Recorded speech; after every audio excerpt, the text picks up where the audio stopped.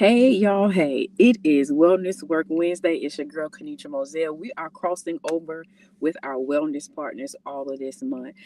Jay Lee is on duty, Journey with Jay Lee, Jerecia Lee, and we'll be right back after this. Go ahead and tag your friend in, let them know we are crossing over.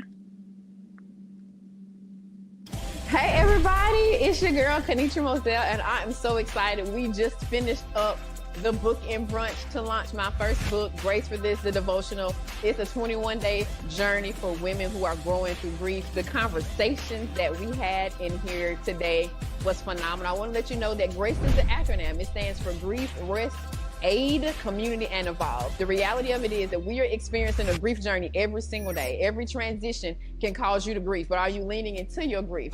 Grieving is also exhausting, so I'm going to encourage you to actually rest. And when you're resting, rest is clarifying. You're going to learn what you do and don't have capacity for anymore. And guess what? You're going to begin to ask with more clarity about exactly what you need. That C stands for community, because when you start asking for help, your people who are meant for this next season are going to respond to your ask, and your community is going to change. And then lastly, when you go through that grace journey, you're going to evolve to the next best version of yourself. So I'm so excited for you to be a part of this journey. You're going to love what we're doing in this community. Follow Kenitra Moselle and follow Grace for This on Instagram and Facebook.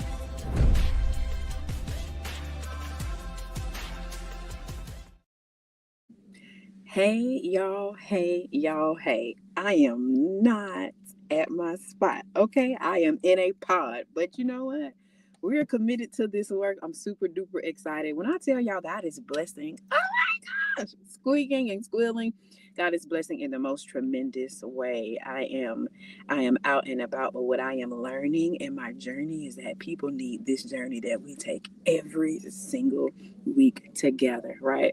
So I'm super duper excited. We have been doing what, y'all? Go ahead and write it in the comments. I'm crossing over. Say it in the comments. I'm crossing over. I see you guys in the comments. I'm excited about this month. Our partners are showing up on duty last week. Crystal Lou was on duty. Y'all know Dr. Lou plays no games, y'all. Hey, Coach Kayla. Hey, Crystal. Right? We have Jerecia Lee of Journey with Jay Lee, who is one of our wellness partners. We have Coach Q, Quanquita Wright of Focusing on Self, who is also our director of wellness and a wellness partner here. And so we have such a beautiful network, and there are more partners. They're coming. They're coming. But this year, you all have absolutely can't forget my sis Missy. Missy was with us in the summit in March, right? And so our community is beautiful. It is growing. I see y'all in the comments. Y'all are saying it. I'm crossing over. We see y'all. And so today I'm excited because I get to yield the microphone over to Jerecia Lee. Now, let me tell y'all something. She might talk to you softly, but she's still going to cut you a little bit. Okay. I want to warn you that there is a word that has been given, and we do here is we share exactly what that word is. All right. So I want y'all to go ahead and say this in the comments. Crucified with an IED on it, because it need to be past tense, and I'm going to yield to her to give us the instruction and direction on that. So if you all would welcome to the stage our very own wellness partner, Jerecia Lee, licensed clinical social worker, Hinesville, right? Not Savannah. Hinesville. I have to say it properly because they have corrected me enough. But she is the owner of the practice of Journey with Jay Lee. She is coming to the stage, and she's going to be facilitating our Wellness Work broadcast today. We are crossing over. Jay Lee, you have the stage. Hello, everyone. As you can hear, I am hoarse, but I was not going to allow that to stop what we already had planned. So if you can please bear with me as we go through this and navigate this. I am going to do a quick prayer because I definitely need him in the room to make sure that he's covering my words and that you guys can hear me. So, dear Heavenly Father, we ask that you come into this room. We ask that I be your mouthpiece and that I say whatever it is that you need me to say and deliver today. I pray over the ones that are present, that they are able to receive the message that you have for them today. I pray that my voice withstands and allow us to get through this. And in your name, I pray, amen. So, again, welcome everyone. For those of you who do not know me, my name is Jerecia Lee. I am a licensed clinical social worker, as Kenitra has says. Hey guys. Um, um, I am the owner of Journey with J. Lee Consulting. I've been in my business for 2 years, and my purpose is to help healers um, become unstoppable. So, as you guys have tuned in, or if you haven't tuned in, please go back and watch last week's message or prayer in the morning where Kenitra was talking about the crossover. From that, I have chosen to talk about the C in the crossover, which is to crucify. And so, what I plan to do is to kind of connect what Kenitra went over and crucify, and honestly, my own journey and some of the things that God has revealed to me through this, and kind of give you guys a little bit more insight of me and my journey. So, crucify. Kenitra said, crucify the part of us that want to impose on God's will. And the question she asked that specific day was, God, what do I need to crucify so that I can fully walk in your will? If you don't know me, and for those that do, you guys know my signature topic is stuck to unstoppable. So it automatically clicked for me that, oh, what we need to crucify is the thing that's keeping us stuck, right? And to do that, I came up with 3 points that I'm going to try to walk us through to help us crucify the things that are keeping us stuck and keeping us out of alignment. The first one is identify the shackles. Then we're going to move to honoring the purpose of the shackles. And then the last point is going to be breaking free. So, at this first stage of identifying the shackles, we have to identify what is keeping us stuck. Is it fear? Is it doubt? Is it some of our core limiting beliefs that's keeping us from moving and doing what God has told us to do? So, again, to connect this back to me, I'm going to take you guys back to what I had to do as I answered that question, because, we're involved. So, I answered the question that Kenitra gave us. The first thing I had to identify was, what is actually keeping me stuck? What are some of the things that I battle when God gives me instructions, and sometimes I'm hesitant? I don't necessarily say no, but I'm sometimes hesitant, or I may give a quick yes, but then I start second guessing my yes. And is this what he really called me to do? So my fear that I identified is not being valued or not being good enough.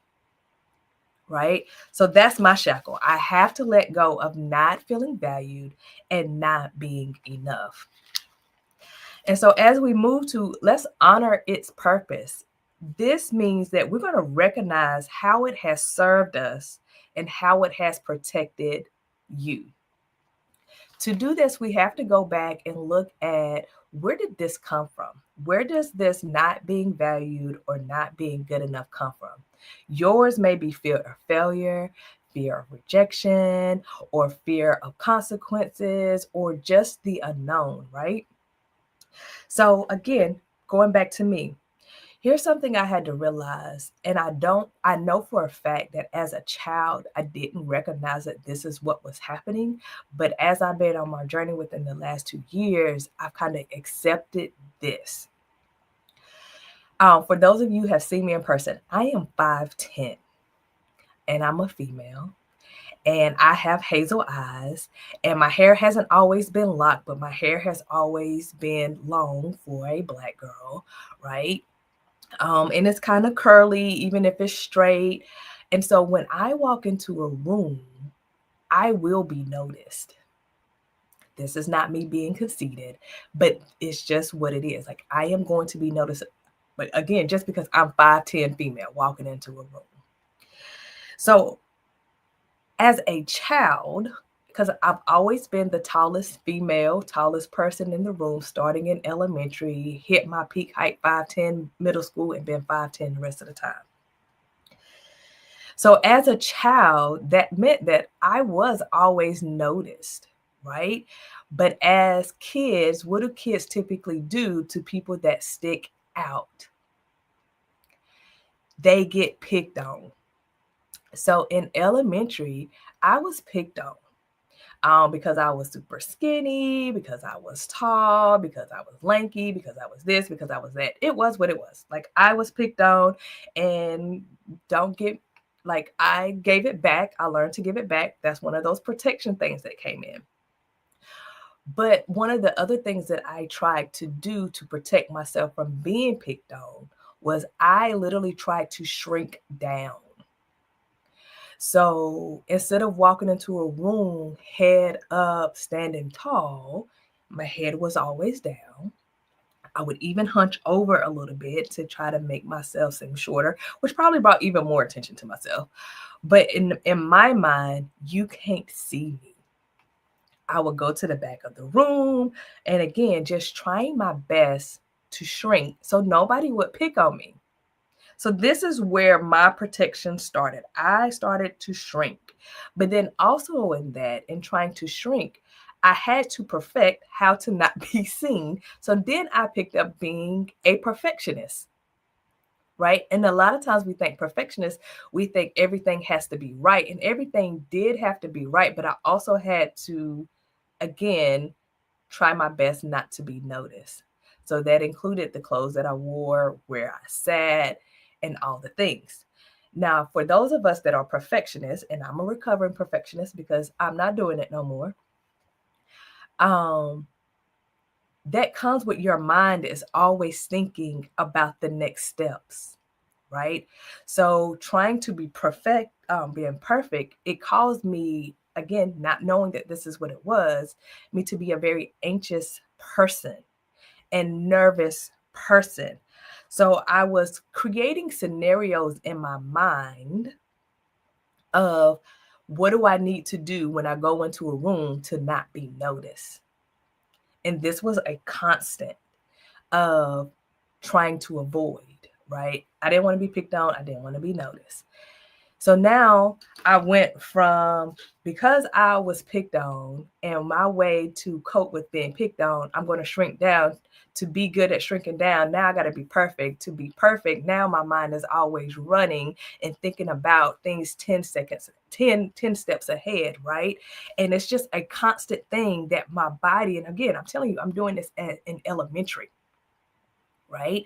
And so now my brain is wired to always think 10 steps ahead, to always think about what the scenario can be, to always come up with something and figure out how to avoid or how to fix.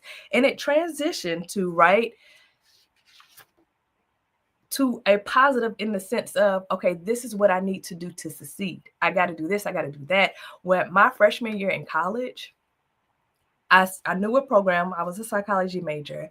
I looked at the courses that I had to take to graduate. Do you know that I mapped out each course that I was going to take each semester and had a plan that I was going to graduate a semester early?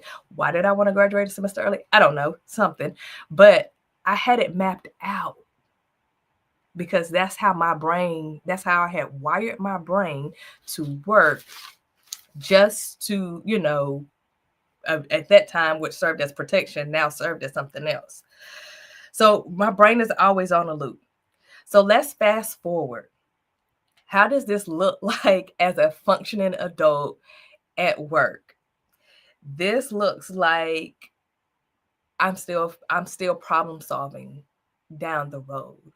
I can see things, which is a good thing. Like, I can see things, the outcome of things. If A, B, and C happens, okay, this is going to result in this. And so let's not do that. Let's do something else, right? But even as a businesswoman where I am now, here's the shackle now and how it shows up now. I will discredit myself before I even walk in the room. Because if there is a connection that I'm supposed to make, if there's a phone call or a new interaction, someone I haven't met, I will replay or not replay, I will make up a conversation in my head of how the conversation might go left. And my response is to try to, reduce the outcome to something good. Or even if I play the conversation to something positive, how do I stay humble? How do I do this? How do I show up? And so I have disqualified myself in showing up in rooms that God has sent me to be in. So you see the connection of how this shackle has stopped me from being obedient and why it needs to be crucified. So we have identified what the shackle is. I honored the purpose of what it served. It served as a protection for me and being vulnerable or getting my feelings heard or not feeling valued. That's how it did protect me. But as we see as an adult now, this is no longer serving me. Being perfect is no longer serving me. Shrinking down is definitely not serving me and definitely not in God's plan for me. And also, like, just replaying the conversations or coming up with scenarios before I even do something is no longer serving me. So this last piece is, how do we break free from this? I am in the belief of, if we can change our mindset about things, then especially for things like this where mind is a thought process thing, we can break free and crucify the things that's stopping us. So in these moments, we need to have a mantra or some type of affirmation that will help us challenge and overcome the thing that's keeping us stuck. I don't know how you guys feel about the GFT community, but I will say, for my experience, the GFT community has been a wonderful place for me to be able to crucify and get out of feeling like I need to be perfect. And another thing that I do a really good job of checking as soon as it comes into my mind is comparison. GFT has some heavy hitters who are doing amazing work. You have Dr. Crystal Lou, you have Kenitra Mason herself, you have Coach Q, you have Coach Jamaica. You have a lot of great people that are doing wonderful things. And I didn't even name everybody. So if I didn't name you, please, I see you and I know you guys are doing amazing things. But if I compared myself to all these individuals, it would cause for me to shrink down again and be like, I don't belong here. What do I got to tell? Why is my story important? Like, they hit it. Crystal Lou did obedience last week, and I was like, ooh, how do I follow that? And then I just had to go pray about it. Like, God is going to give me what he wants me to reach out and tell you guys and present it in a way that's authentic to me, and so you guys can hear it. So in the crucifying, like I said, the last step is to break free, choosing a mantra or affirmation that helps you get through it. I will give you some of my favorites. I'm gonna choose faith over fear every single time now. I seen a post on Facebook recently. It's from Coach Kelly J. And her post said, faith and fear both ask us to believe in something we cannot see. So the one you choose writes your future. And so I am choosing faith because it's absolute. I don't know why it hit me, but it did. Like, that is so true. If we are fearful of something, it's if this, if that, but what if that, but what if, and it's usually in the negative, the what ifs. But if you have faith, it's asking the same questions, but it's putting a positive spin on it. But what if it succeeds? But what if I am good at this? But what if I reach 10 people, 5 people, one person? But what if I make a difference? So choosing faith or fear to me is like, are we going to be a pessimist or are we going to be an optimist? So my first mantra is I'm choosing faith over fear, right? And I would just tell myself, no, we operating in faith. We're not operating in fear.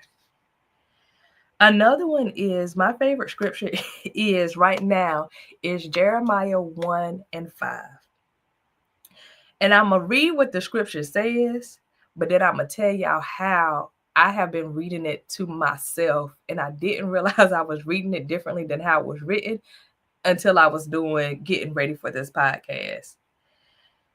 So Jeremiah 1:5, and I'm kind of paraphrasing, so bear with me. Before I formed you in the womb, I knew you. Before you were born, I consecrated you. And we know this is where God is talking to Jeremiah because he's actually trying to disqualify himself because of his age. But let me tell you how I read this and how I interpret the scripture every time I read it. I literally hear, Jerecia, before I formed you in your mama's womb, I knew who you was. And before you was actually born, I already decided what your purpose was for me. This is how I read this.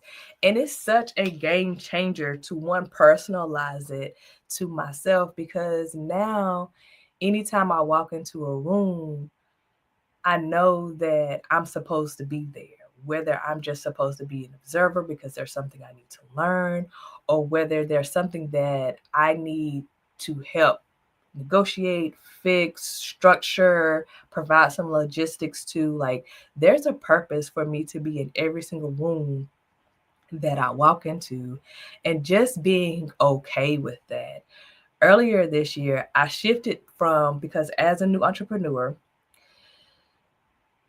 we are taught if you go to a coaching course, you are taught to walk into a room and try to make connections to build your brand. That never felt comfortable for me because, again, it plays into me that potential of not being valued if I have to go try to sell myself to someone. And so God revealed to me, no, I need you to shift. When you walk into a room, I need you to be trying to figure out who are you there to serve? Who are you there to offer assistance to and help? And everything else would just kind of fall into place if I can just shift my mindset to that. And so I have. When I walk into rooms, I'm there, I'm observing, and if there's an opportunity for me to serve, then I'm going to serve. I went through that really fast. I know this typically takes an hour, and I can't see you guys' comments, so I don't know if you guys have any questions or if there's any feedback that you guys have based off the things that I have said. But I hope, taking you guys through my journey of how I literally walked through crucifying the thing that kept me shackled from being obedient. I hope that it is helpful to you and you're able to apply it in your life some type of way. I'm trying to see if I can go back and look at any comments that is on Facebook. But if you guys have any questions in the comments, drop them in Facebook because that's the app that I'm on. Let's see. And it may just be one person, but we can't get caught up in the numbers. God's math is not a math. Absolutely. And he has definitely been teaching me that too, that it does not matter the numbers. Wherever he is sending me, he's sending me. And so I love what you say, Cassie. That is so true. Yeah. So I'm reading some more of the comments. I used to say, God, I hate selling. This is a wonderful perspective. God, who am I here to serve, not to sell to? Yes, it makes you. I know for me, I felt an immediate relief switching to that perspective because I'm not a seller, and part of my jobs, I've been an insurance seller before. I did a decent job. I wasn't good at it. I didn't last long. So any job that calls me the sale, unless somebody was coming in knowing what they wanted or it was something easy to sell, it's not my thing. Like, either we're good or we're not. You're welcome, Kim. Thank you. Thank you for joining in. Let's see. Come on, the shift, the atmosphere, every room you step in. Absolutely. Absolutely. And naturally doing it, not walking into the room feeling like you have to do it, but just being authentic to yourself to do it. Thank you, guys. I don't know if there's any more comments or anything. Let's see. I found it hard. It was hard to sell my story because I was not comfortable and confident in my truth. Crystal, I went through that too, especially when I shifted from working for the government to my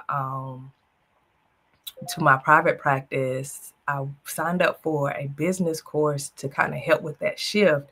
And it was easy for me in my previous job to run down the thing. Like, I knew the program inside and out. I wasn't selling the program, but I could communicate and educate on the program. I could talk about the benefits. I could talk about everything about the program.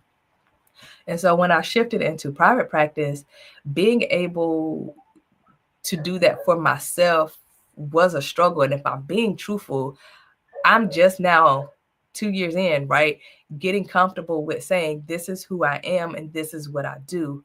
Part of the other issue was I didn't really know what I was supposed to be doing. Again, for most licensed clinical social workers, I came from working domestic violence specifically for 8 years, going into private practice. And it's like, okay, what is that shift? What do I want to do? And I always knew I wanted to work with relationships and helping people through their relationships, but the capacity and what aspect was really hard to figure out. And so within the last year to the last 6 months, I've been able to like really narrow it down and figure out that, like, okay, my purpose is this specifically, and being okay with that. This is the purpose, but this is the vehicle right now. And the vehicle may change whenever God says it's ready to change, and being okay with that. That is my whole story. God took me out of the government after nearly 15 years where I sold their story product. Yes, I struggle with this now, which causes hesitancy. Yes, Crystal, definitely understand it. And it may just take you some time. Don't try to force it. Just have lots of conversations with God, if I'm being honest, and look at what he's revealing to you. And work with what he's revealing to you and wait on the other pieces. Because the other thing is, sometimes we feel like we have to have it all figured out right now to take a step. And I can tell you that's the biggest crutch. One of the other things that would keep you shackled is that we don't need to know. Like, God just told me, I need you to go do this private practice thing. And I was like, okay. And he aligned it to where I was able to shift into the private practice easy, right? And I was seeing any and everybody because I was trying to build, because again, we still got bills to pay. So I was just trying to build. But then slowly he shifted and said, well, no, this is not, no, but okay, you've done that. Now let's get more focused on this, right? And focused on this and focused on this. And so right now, I'll tell you, like, although my overall purpose is the healthy relationships, he shifted me into focusing on the healers, right? And making sure our healers are good. And so this is our Black therapists. This is our teachers. This is our nurses. And so each time he kind of shifts me into something different, and how he wants me to show up in spaces. And sometimes he has me showing up in 2 and 3 different spaces that I was like, wait, I didn't know this was part of the plan, but it is part of the plan because it's still it's still on purpose, and making sure that I'm always making decisions, and the choices that I'm doing is always on purpose and aligned with what he has called me to do. Let's see, what I have learned is healing has to, yes, to take place so that I didn't bleed on the ones I am called to build legacy with. Yes. Yes. I can't say yes enough. For those of you that got to see me when I first did my first broadcast with Kenitra, that was a probably what about a year after me doing some healing, because I had a lot of trauma from my last position, and I did not trust people. I did not want to work for people. I did not want anybody working for me. I didn't want to supervise anybody. I just wanted to be me, and let me do my thing. And because there's no drama if I'm just working with me. But again, that doesn't work. If you can see, that was a protection thing, right? But that doesn't work. And so I had to heal. I had to do the work of, like you said, figuring that out. And okay, it's okay. Like, you just got to make sure you're in connection with the right people, for me specifically, right? So I am very strategic in who is community, who are connections with, and making sure I have the discernment that we are actually aligned, and that we have like the same values, and God is actually putting us together to accomplish something, and not just saying yes to any and everything. So yes, please make sure you're healing, and not bleeding out onto others. Is there any other comments? Let's see. What I have learned is healing has to take. No, I got that one.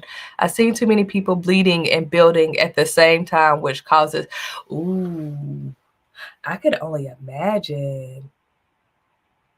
See, here go my brain. I'm already thinking of situations and scenarios that if I wouldn't have took the time to heal, and say I would have created my private practice and decided I wanted to have interns or therapists working with me, or going to a cohort working situation with therapists, or if I tried to do a program with somebody too soon, I can only imagine the hurt that I would have continued to provide, and the bridges I would have burned, because I'm treating them as if they are the people that hurt me when they had nothing to do with that hurt. Mm, yeah, yeah. Okay.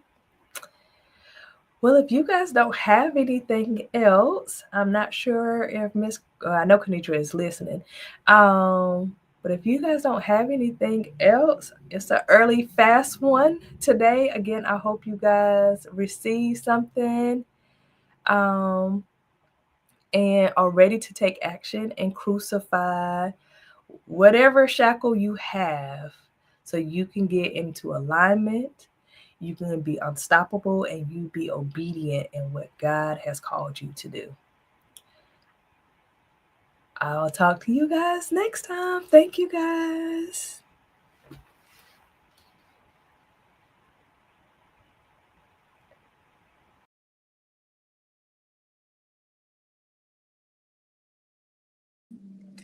All right, y'all. I believe I'm a little bit delayed. I'm a little bit behind. My connection is a little funky over here. But thank you, Jay Lee, for leading us through for that. I mean, I felt like we just had our own private session. Essentially. I want to give you guys three things that she moved through inside of her sharing her story. The first one was to identify the shackles, understand what that thing is that is challenging you, because you want to be targeted in your healing. It's hard to focus on everything at the same time and be better. So identify what those shackles are.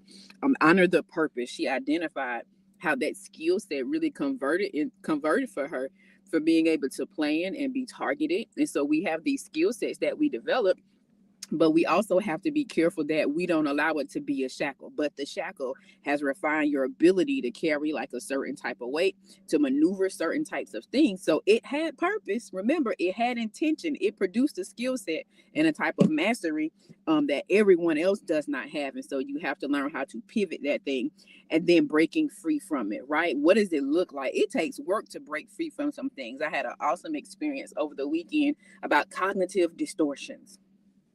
Cognitive distortions. There are ways that we think and process information without having to think twice about it, because in our mind there is a type of captivity that sends us through a pathway. So breaking free from it is going to require you to identify what it is, to understand why it's working the way it's working, but do not let it be a type of bondage. So you're going to have to relearn things. You're going to have to rehearse things in a different way.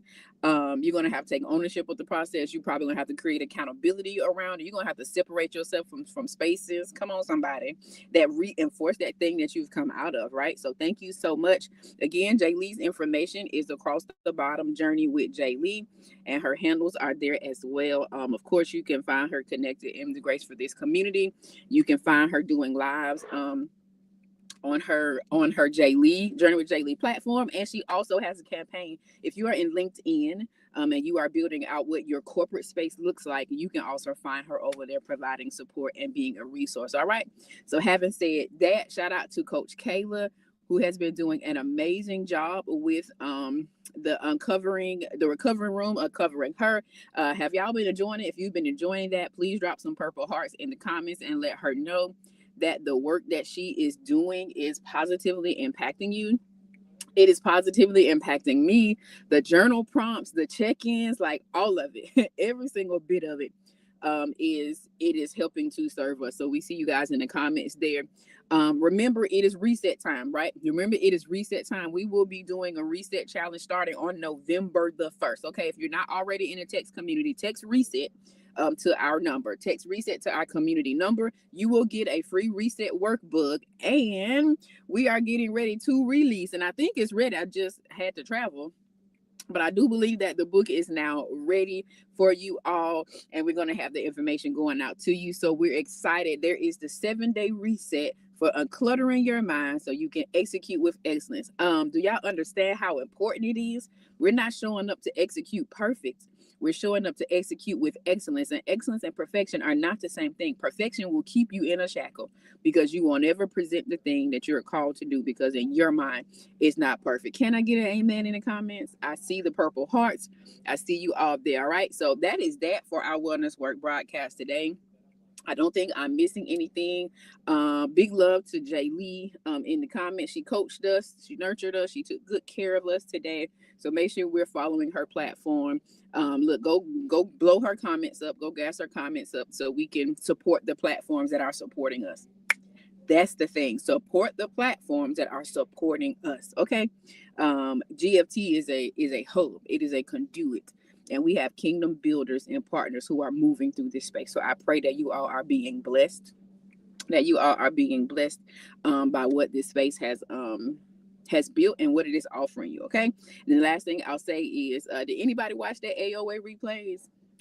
Hun to the T, right? Did anybody watch the alignment over leaders replays? So good, so good. I saw some of you went back in to get access to those. And remember, if you want to go in and purchase the replays, you can go in at Alignment Over Allegiance and you can get those, because what Jay Lee is talking about is some of the work that happened inside of the Alignment Over Allegiance work. Okay. So all of these things are connecting. I'm going to go ahead and shut it down. Look, I got about 15 more minutes before my lunch break is over where I am, but I want to let y'all know that we love y'all super duper big. We are excited about all that God is doing. We are crossing over, right? We are crossing over, right? So we'll finish by saying what? Simply, life can be hard and your journey can hurt, but commit to heal so your story can help. We are crossing over. If you haven't already connected with us, text reset. Text reset. That's the thing we're doing right now. We love y'all big, and we are out. Hello, my name is Kenitra Moselle, and I am founder of a beautiful community called Grace for This. We are about women taking ownership of their wellness journey in 3 ways: personally, relationally, and professionally. I'm inviting you to be honest about your grieving experience, your healing experience, and then lastly, your building experience. You're going through this because you're graced for this.